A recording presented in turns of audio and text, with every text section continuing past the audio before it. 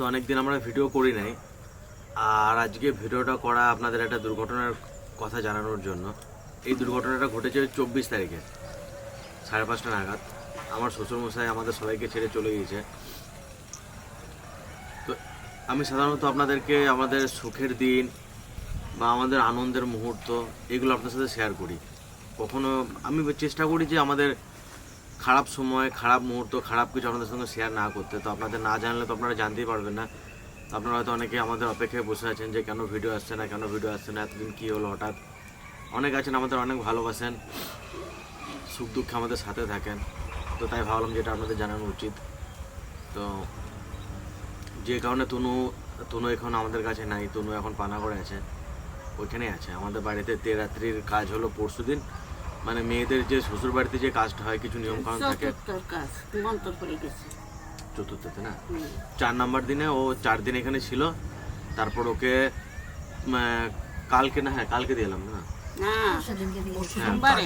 বালক সেবা দিয়েই তুমি তোমাকে পাঠিয়ে দিলাম। তো পরশু দিন আমাদের এখানে একটু খাওয়া দাওয়া করেছিলাম, আমাদের যেটা নিয়ম আর কি, মেয়েদের বাড়িতে শ্বশুর বাড়িতে যে নিয়মটা হয় সেটা করার পর ওকে দিয়ে এসছে। এখন ওইখানেই আছে আপাতত। তো ঘটনাটা ঘটে আর কি কীভাবে আপনাদের বলি। সেদিন আমাদের ভিডিও হচ্ছিল, একটা খিচুড়ির ভিডিও। তো ভিডিওটা আমি এখনও ছাড়ি নাই, সেদিন করা আছে ভিডিওটা। তো তখন তার আগের দিন রাত্রে মানে কী বলবো, খুব ঠান্ডা লেগেছিলো কিছুদিন ধরে। তো তার আগের দিন রাত্রে সারা রাত ঘুমাতে পারে নাই, খুব কাশি হচ্ছিল, মানে সারা রাত ঘুমায় নাই, শরীর একটু খারাপ লাগছিল। দিয়ে পরের দিন সকালে আমাকে তনু জানালো যে এই ব্যাপার, বাবার সারা রাত ঘুমায় নাই। দিয়ে আমি বললাম যে তাহলে তো ভালো ডাক্তার দেখাতে হবে। দিয়ে ও বলেছে না, এখানে যাচ্ছে, এখানে কেজি শাহকে দেখাবে। কেজি শাহ বলে একজন ডাক্তার আছে, ওইখানে পানাগড়ে বসে, দেখাবে। বললাম ঠিক আছে, দেখিয়ে আসো, আমি যাচ্ছি পরে। দিয়ে দেখিয়ে আসলো, তখন গিয়েছে, একটু গ্যাস ট্যাস দিয়েছে, ঠিক হয়েছে। দিয়ে আমাকে বিকালে জানালো, দুপুরের দিকে আমাকে SMS করেছিল যে এখন বাবা একটু ঠিক আছে। আমি ভিডিও করছিলাম তখন, বাবা ঠিক আছে, গ্যাস ট্যাস সব কিছু দিয়েছে, আর একটা নেবুলাইজার নিতে বলেছে। আমি বললাম বাড়িতে তো একটা নেবুলাইজার পড়ে আছে, তাহলে আমি যাওয়ার সময়টা নিয়ে যাবো। কিন্তু যাই হোক, তাহলে আপাতত ঠিক আছে, এরপরে বড় জায়গায় ডাক্তার দেখাবো। আমি মনে মনে ভাবলাম যে যাই হোক, আমি কাল পরশু করে যাচ্ছি, যে ভালো ডাক্তার দেখাবো। বিকেলবেলায় আবার আমাকে ফোন করলো যে বাবা কেমন করছে, আমার দেখে ভয় লাগছে। ও কিন্তু আমাকে যেতেও বলে নাই, আমি শুয়েছিলাম। তো পিকনিক আলোচনা করছিলাম বৌদির সাথে, SMS-এ কথা ছিল বৌদির সাথে। বৌদিকে বললাম এবার যে 2 দিন থাকবো, আমাদের এই রবিবারে পিকনিক করার কথা ছিল, যে রবিবার পেরিয়ে গেল। আমি বেরিয়ে গেলাম বাড়ি থেকে বেরিয়েছি। সেদিন মানে আমার পানাগড় যেতে গাড়ি নিয়ে 30 মিনিট লাগে। সেদিন রোডে এত জাম। খানিক্ষণ পরে দেখছি তনু ফোন করে ডাকছে যে তুমি এসো, হ্যাঁ এই ব্যাপার, কোথায় আছো? আমার রাস্তায় আছি, ব্রিজের উপর আছি। বলছি ঠিক আছে, সাবধানে এসো। হ্যাঁ, বাবাকে এখানে নিয়ে যাচ্ছে হসপিটালে। দিয়ে কাছে লোকাল হসপিটালে নিয়ে গিয়েছে, আর আমি এখান থেকে বেরোলাম। দিয়ে নিয়ে যাওয়ার পর হ্যাঁ, আর এত জ্যাম, তাড়াতাড়ি আমি যেতেও পারছি না। রাস্তাঘাটে সেদিন প্রচুর জ্যাম ছিল, হয়তো আমার যেতে যেতে 45 মিনিট লেগেছে। দিয়ে ওইখান থেকে তনু বললো যে ওইখান থেকে ট্রান্সফার করে দিয়েছে, দূরে কোথাও নেই, ভালো জায়গায় নিয়ে যেতে হবে। দিয়ে আমি বললাম যে আমার তো রোডে জ্যাম আছে, আমার যেতে যেতে মোটামুটি 15-20 মিনিট লাগবে। দিয়ে এতক্ষণ রাখার দরকার নাই, ওইখানে কোনো অ্যাম্বুলেন্স থাকলে, আর অ্যাম্বুলেন্সে একটু তাড়াতাড়িও যেতে পারবে। আর আমি যদি গাড়িতে করে যেয়ে নিয়েও যাই, তাও একটু দেরি হবে। দিয়ে অ্যাম্বুলেন্সে করে নিয়ে গিয়েছে। তো আমি যখন পৌঁছাবো আর কি, মোটামুটি তার আগে আমার এক ভাই আছে, আমাকে ফোন করেছে। আর তখন দেখছি তনুও খুব কাঁদছে। ও কিন্তু জানে না, ও কিন্তু কাঁদছে, তাও ও বিশাল কাঁদছিল ফোনে করে আমাকে। দিয়ে ওই ভাই আমাকে বললো কোথায় আছো? আমি বললাম আমার একটা দাদাকে তখন আমরা একটু সামনে আমি নিতে গেছি, যে নিয়ে ওকে নিয়ে তারপরে দূরে কোথাও যাবো। তুমি ওকে আর নেওয়ার দরকার নেই, তুমি চলে আসো। আমি তখনই বুঝতে পেরেছি যে আর নেয় মনে হয়। যে তাড়াতাড়ি যাই হোক গেলাম হসপিটালে। যেয়ে দেখি যে মানে হসপিটালের বাইরে আর কি, গেটের বাইরে অ্যাম্বুলেন্সের ভেতরে শোয়ানো আছে। মানে ওই যে মুমেন্টটা মানে আমি এখনও পর্যন্ত ভুলতে পারছি না। ওই যেই মানে গাড়িতে ওই অবস্থায় যে দেখলাম, মা তো কান্নাকাটি করছিল। আর মানে এই জিনিসটা ঘটেছে যখন, কি হয়েছে আসল কারণ আমি এখনও জানতে পারিনি, কারণ আমি ওখানে ছিলাম না। আমার মনে হয় যে স্ট্রোক করেছিল, কারণ তনু বললো, তনুর চোখের সামনে। তো তনু বললো বাবা মানে ছটফট করছিল, আর বলছিল বিশাল গরম লাগছে, আমার ঘেমে যাচ্ছিলো এত ঠান্ডার মধ্যে। আর এখন তো প্রচুর ঠান্ডা পড়েছে, মানে কল্পনা করা যাবে না এদিকে কত ঠান্ডা। আর তনুর ওইখানে, ওই আমার শ্বশুরবাড়ির ওইখানে ঠান্ডা কিন্তু আরও বেশি। তো বলছে ঠান্ডাতে ঘেমে যাচ্ছিলো। তনুকে বলেছে যে গায়ে জল ঢেলে দে আমার। হ্যাঁ, তো ওর সামনে ছটফট করেছে, তারপর দোনো ভিজে গামছা দিয়ে গাটা মুছে দিয়েছে। মানে ভাবুন তাহলে আমার এত খারাপ লাগছে, সবার আমাদের এত খারাপ লাগছে, ও নিজের চোখের সামনে বাবাকে অবস্থায় রেখেছে। মানে ও তো পুরো একদম ভেঙে পড়েছে। আর আর ওনার তো কোনো ছেলে ছিল না, একটাই মেয়ে ছিল। তো যাই হোক ওর কষ্টটা মানে অনেকটাই বেশি। আর এমনিতে মেয়েদের বাবার প্রতি একটু টান বেশিই থাকে। আর ও নিজের চোখের সামনে বাবাকে এভাবে দেখেছে, মানে ওর পরিস্থিতিটা বিশাল খারাপ। আর এই সময় তিরহানও একদম ছোট, তো তিরহানকে নিয়ে একটু ঠিকঠাকভাবে দেখাশোনা আমরা করতে পারছি না। আমরা যতটা পারছি, ওর মার তো অবস্থা খুব খারাপ। তো ওই মায়ের অবস্থা তো আপনারা জানেন, বুঝতে পারছেন কী পরিস্থিতি। বাবা কিছুদিন আগেই গিয়েছিল, বাবা কিছুদিন আগে যে ওইখানে থেকেও এসছে, অনেকক্ষণ বসে গল্প করে এসছে। হ্যাঁ, একসঙ্গে রুটি খেলাম, এক কুচি আপেল খেলাম, এক কুচি পেঁপে খেলাম, একটা ডিম সিদ্ধ খেলাম। যেদিন চলে যাবে তার 5 দিন আগে দিয়েছিল আমাকে চুই ঝালাতে। মানে যখনই আমি ডাকতাম ফোনে, দাদা সকালে যেতে পারছি না, বিকালে যাব। তো আমরা বিআইবিআইয়ের মতন মিশিয়ে নিই। আমার মনে হয় যেন আজ আমি বাড়িতে এত কষ্ট পাচ্ছি যে কাউকে বলে বোঝানো যাবে না। আমরা দুইজনাতে একসঙ্গে গাড়ি নিয়ে যেখানে বাজার করতে যেতাম, আমার পিছনে বসতে কষ্ট হতো, তাহলেও বসতো। 1.5 বছর আগে একবার ব্রেন স্ট্রোক হয়েছিল, নিয়ে সবাই মিলে চেষ্টা করে ওটাকে ভালো ছিল। কিন্তু মানে বলতো যে দাদা আমার এই আঙুল দুটোতে শান পাই না, মুখে যে ঠোঁটে জিভে কোনো স্বাদ পাই না, এরকম করে বলতো আমাকে। একবার স্ট্রোক হয়েছিল, স্ট্রোকের পর থেকে তখন দুর্গাপুরে ভর্তি ছিল কিছুদিন, তখন একটু মোটামুটি ঠিক হয়েছিল। তো কিছুদিন পরে আমি ব্যাঙ্গালোর যেতাম ফেব্রুয়ারি মাসে মাকে নিয়ে। আমি ভেবেছিলাম যে এই ব্যাঙ্গালোরে যখন যাব তখন একটু ওনাকেও ট্রিটমেন্ট করে নিয়ে আসবো।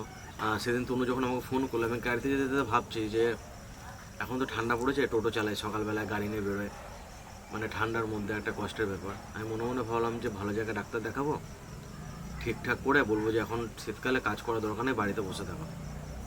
যেতে যেতেই 30 মিনিটের মধ্যে একদম সব কিছু উল্টোপাল্টা হয়ে গেল। সত্যি আমরা তো ভাবতেই পারলাম না যে এইভাবে মানুষটা চলে যাবে। এবার কোনো সুযোগই পাইনি যে তাকে একটু ভালো ডাক্তার দেখাবো। ভগবান এমনই একটা ব্যাপার, যদি আমি কোনো ভালো ডাক্তার দেখানোর সুযোগ পেতাম তাহলে আমার নিজেকে তাও আমি একটু বোঝাতে পারতাম যে চেষ্টা তো করেছি, সেটাও পারিনি। আর আমরা আমার কোনোদিন বিয়ে ভেবে সবথেকে মানিনি, কষ্ট। ভাবি নাই হ্যাঁ, কোনোদিনও। হ্যাঁ, আমরা তো সবাই ওনাকে ভাই বলেই মানতাম, যে ওনাদের আর একটা ভাই এসেছে। আর আসার সাথে সাথেই বলতো, ও মা কেমন আছো? বলো ভালো আছি। কিছু খাইছো? বলে না বাবা এই যে ওনারা খাবো। 4 ভাই হয়েছে, সেই হিসাবেই আমরা দেখতাম না। আর যখনই আসতো বলতাম দাদা আজকে দিন থেকে যাও, বলতে বেশ দিদি থেকে যাই। এখন মানে খুব কষ্ট হচ্ছে আমাদের। গাড়িতে ভালো করে পা উঁচু করে চাপতে পারতো না। দিয়ে আমি বলতাম দাদা আপনি পাদানিতে পা দেন, আমাকে জড়িয়ে ধরে দিয়ে তারপরে চাপেন। কিন্তু তাহলে অত কষ্ট হলেও আমার সঙ্গে যাবে, এরকম একটা ব্যাপার ছিল। মানে আমার যার এর জন্য- গল্প শোনার পর থেকে আমার কভার করে এসে দেখে গেছে, এসে 2-3 দিন থেকেও গেছে আমার কাছে। আর সারাক্ষণ আমরা 3-4 জন মিলে একসঙ্গেই থাকতাম। আমাদের তিহান তো দাদু ছাড়া কিছুই বুঝতো না, আর তো কারো দাদু কাছে কিসে যেত না। জানতে চাইছে? দাদু যেদিন মারা গেল তার আগের দিন ত্রিহান সেদিন শরীরটা একটু খারাপ ছিল, ওই যে তাও ত্রিহান কোলে চাপবেই। অন্যদিন সবসময় দিদা দিদা করে, সেদিন সারাদিন দাও দাদু করেছে। হ্যাঁ, এখন দাদারই তো সব থেকে বেশি ব্যাপার। দাদা আর তো এইভাবে চলে টোটোতে যাবে তো কি নিয়ে ভাবতেই পারিনি আমি। ঘুরতো, যেখানে নিয়ে যেতে চাইতো, যেখানে যেতে চাইতো সেখানেই নিয়ে যেত। অর্থাৎ আমার বড়দাদা তো কষ্টটা হবেই, সেই যে না পাওয়ার যন্ত্রণাটা ওরা তো কিছুটা এই বোঝে। শীতের দিনে হাঁসের মাংসটা খেতে খুব ভালোবাসতো। নিয়ে এসেছিল আমাদের বাড়িতে, আসার পরে তাও হাঁসের মাংস করে দেওয়া হয়েছে, পিঠে বানিয়েছি, সেগুলো খেয়েছে। এই তো আবার এবার এই পৌষ মাসে আবার আসার কথা, আবার আসবে। এই তো তনু গেছে বেড়াতে, হলো ও গেছে, ওর বাবা মাকে নিয়ে আসবে, সবাই আসবে, লিপি দিতে সবাই আসবে একসঙ্গে। সেই হিসাবে তো গেল, নাহলে তো আগে ডাকা হতো ওদের। তবে আমরাই বুঝতে পারছি না তাহলে আমার তনু কী করে থাকবে। মানে মেয়েটাও খুব কষ্ট পাচ্ছে। যখন হাসপাতাল থেকে নিয়ে আসলাম, গাড়িতে শুয়েছিল, আমি ঘরে ঢোকার সঙ্গে সঙ্গে বলছি আমার বাবা কোথায়, আমার বাবাকে এনে দাও। আমি জানি না বাবাকে এনে দাও। আমাকেও ফোন করে বলছে মা আমার বাবা ছাড়া আমি বাঁচবো না, মা আমার বাবাকে কোথায় গেছে, মা আমার বাবাকে এনে দাও। আমার কষ্ট হলো সব থেকে তনু আমার গলাটা জড়িয়ে ধরে বলছে, ও বাবা তুমি ফোন করলেই বাবা আসে, তাহলে তুমি একবার ফোন করো, দেখে না আমার বাবা চলে আসবে। ও বাবা তুমি ফোন করলেই তো আমার বাবা চলে আসে। যখনই ফোন করতো তখনই মানে রাত হোক তাহলে দুপুর তুমি হোক, ফোন করে দেখে না আমার বাবা আসবে না। আমি আর তখন ঠিক থাকতে পারছি না, তাহলেও নিজেকে অনেক কন্ট্রোল করে ওকে সাবধান করে ইয়ে করছি। আর আমি ছেলে বিয়ে দেওয়ার পরেই বলেছিলাম যে দাদা আপনি চিন্তা করবেন না, আমি সেই পরিবেশে বড় করিনি আমার ছেলে মেয়েকে। আমার ছেলেকেও আমি বলেছি বাবা ওনাদের তুমিই ছেলে, ওনাদের সমস্ত কিছু তুমি দেখো। তার কোথায় দেখার সুযোগ পেলাম না, সে আমাদের সবাইকে ছেড়ে চলে গেল। আমার শানুকে খুব ভালোবাসতো, আমাকেও তনু কাঁদছে বলছো মা তুমি আমার বাবাকে থাকতে বলবা না, মা আমার বাবাকে আর থাকতে বলবো না, তুমি আমার বাবাকে একটু বলো তাহলে থাকবে আমাদের বাড়ি। যেদিন আমাদের বাড়িতে লাস্ট যেদিন আমাদের বাড়ি এসেছিল সেদিন খাবে না থাকবে না, কাকিমা জোর করে রাস্তা থেকে টেনে নিয়ে এসে রুটি খাইয়েছে। হ্যাঁ, হ্যাঁ থাকবে না, বেরোয় গেছে। তারপরে আমি বললাম না দাদা দুটো রুটি খেয়ে যাও। মানে উনি একটু দুইজনে এক থালায় বসে যাও, দুটো রুটি খাও। এক দুদিনে বেশি থাকতে চাইতো না, কারণ লোকে কিছু বলবে নাকি মেয়ের বাড়িতে যে আছো, সেই জন্য আমি বুঝতে পারতাম, সেই জন্য থাকতো না।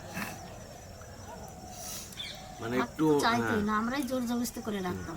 মানে এক রাত থাকলে আর থাকতে যেত না পরের দিন, মানে কোনো মতে আর কি লোকে কি বলবে না বলবে, আমি ব্যাপারটা বুঝতে পারতাম। আমি ওই জন্য সেরকম কিছু জোর করতাম না। আর আমি যদি ফোন না ধরতাম বা কোনো কারণে কাজে ব্যস্ত থাকতাম, তনুকে ফোন করে বলতে কী ব্যাপার শানু ফোন ধরছে না, মানে অ্যাকচুয়ালি কী বলুন তো, আমি সবাইকে ফোনটা একটু কমই করি। আমি সবাইকে ভালোবাসি বিশাল, আমার পিসিদেরকে পিসাদেরকে, আমার জেঠুকে তো আমি বিশাল ভালোবাসি, আমার জেঠুকে আমি কোনোদিনও ফোন করি না। কিন্তু জেঠু বোঝে ব্যাপারটা, আমি যাকে ভালোবাসি বা যাই করি না, কারণ আমি কোনো ফোন টোন আমার ওই জিনিসটা হয় না, কাউকে ফোন করা বা ফোন করে কথা বলা, কেমন আছো ইয়ে করা। মানে ছোটোবেলা থেকে আমি এরকম, আমি কাউকে কোনো জিজ্ঞাসা করি না, বাবাকেও কোনোদিন আমি জিজ্ঞাসা করি না যে কেমন আছো বা কি। মানে কেন আমাদের কাছে তাই ফোন করে না কখনো। মানে কোথাও গেলে আমি ফোন করে, তাও তনু বলে আমাকে ফোন করে যে বাড়িতে একটু ফোন করে দাও। এইভাবে ভাবতে অবাক লাগছে যে হট করে কি হয়ে গেল। আমার আরও অবাক লাগছে যে আমি বাড়ির থেকে বেরোলাম গাড়ি নিয়ে, এইটুকু রাস্তা 20 কিলোমিটার রাস্তা, এইটুকু পৌঁছাতে এইটুকু টাইমের মধ্যে এরকম হয়ে গেল। মানে কেউ সুযোগ দিল না কাউ। একটু মুখটা যে দেখতেই পারলো না শ্বশুরের, যে মরা মুখটাই দেখতে পেলো। হ্যাঁ উনি যে দুটো কথা বলবে বা সারু যে ওনাকে আমি আগে যেদিন তনুকে দিতে গেলাম, পেল না। আমি তনুকে যেদিন দিতে গেলাম, আমি সেদিন মনে মনে ভাবলাম যে আজকে থাকবো। আর ভাবছি বাড়িতে একটু কাজ আছে, তো আমি যখন রেখে আসছি আমার মনটা কিন্তু একটু খারাপ লাগছে তিরানের জন্য, কেন জানি না। আমি তিরানকে অন্যবার রেখে দিয়ে আসি, হ্যাঁ রেখে দিয়ে আমি লুকিয়ে লুকিয়ে চলে আসি, কোনো আমাকে আসতে দেয় না, কিন্তু সেদিন আমার মনটা একটু আস্তে আস্তে বিশাল খারাপ লাগছে। ওই দেখার জন্যই বাবা, ওই যখন সে চলে যায় না, সেদিন যদি আমি থেকে যেতাম তাহলে হয়তো আমি দেখতে পারতাম, আমার সঙ্গে একটু কথা হতো, কিন্তু আমি যে মানে ওই অবস্থাতেই যে দেখলাম। কোনোদিন কেউ ভাবতে পারছে বাবা যে এইভাবে চলে যাবে? কেউ কোনোদিন ভাবছে? যদি বিছানায় পড়ে থাকতো, শরীর খারাপ হয়ে থাকতো, একটা আলাদা করে মানা যায়। বয়সও একদম কম ছিল, 49-50 বছর বয়স, বাবার থেকে অনেক ছোট। আমার থেকে ছোট তো।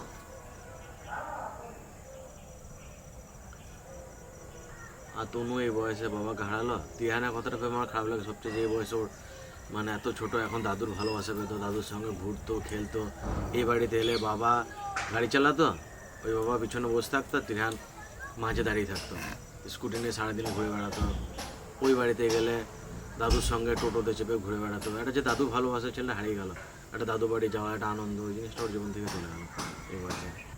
যে মানুষটা কি করে থাকবে একা একা বাড়িতে, সেইটা হচ্ছে কষ্ট সব থেকে। আর দুটো লোক 5টা বছর একসঙ্গে কাটাচ্ছে, মানে তনু নেই, দুজনে তো একসঙ্গে থাকতো, একে ছাড়া ও বাঁচতে পারতো না, ওকে ছাড়া ও বাঁচতে পারতো না। আর আমাদের বাড়িতে যখনই আসতো দুজনে একসঙ্গে আসতো, আবার একসঙ্গে চলে যেত। হুম। সেবার আসলো আমাদের বাড়ি, আসবে না দিদি, তা জোর করে নিয়েছে, কয় না তুমি না গেলে আসবো না। যাই হোক, এটা আপনাদের জানানো উচিত ছিল। আর আপনারা গুলুর ব্যাপারটা, আমাদের গুলুরও একটা ঘটনা ঘটেছে, যেটা যাই হোক আমি আজকে বলতে চাইছি না এই পরিস্থিতিতে, ওটা আমি পরে একদিন আপনাদের জানাবো কী হয়েছিল না হয়েছিল। আমি সাধারণত এই জিনিসগুলো এড়িয়ে যাই, আমি এগুলো জানাতে চাই না, কিছু ব্যাপার বা নিজেদের দুঃখের ব্যাপারটা আমি শেয়ার করতে চাই না, না করলেও নয়। যাই হোক, এটা জানানোর জন্যই আজকে এই ভিডিওটা বানাবো। আপনারা সবাই আমার বিয়ার কাছে, ঈশ্বরের কাছে প্রার্থনা করুন, আমার বিয়াই যেন যেখানেই থাকে সুখে থাকে, শান্তি থাকে, ঈশ্বরের চরণতলে থাকে।